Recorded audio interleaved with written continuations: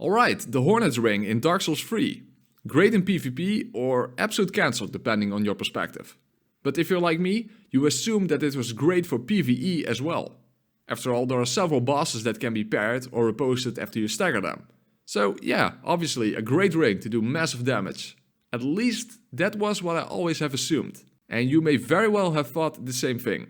Well, that assumption turns out to be dead wrong. The Hornet's ring is almost useless in PvE. Now sure, you can use it on regular enemies, but who really cares that much about increased damage against hollows or silver knights, unless you try to farm them or something.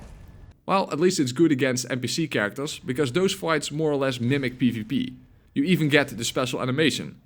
But what we really care about, of course, are the bosses. Now, the wiki entry actually states that the ring doesn't work against Champion Gundyr. But is that true?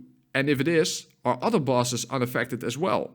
So let's stop assuming and simply put it to the test. Let's riposte all bosses that can be riposted first with the Hornet ring on, and then without the Hornet ring equipped. The following footage is all done on Nukem Plus 7 with a sharp infused dagger, but in case you might think that the weapon or damage type makes a difference, I double tested it with a blunt weapon as well. Here are the results.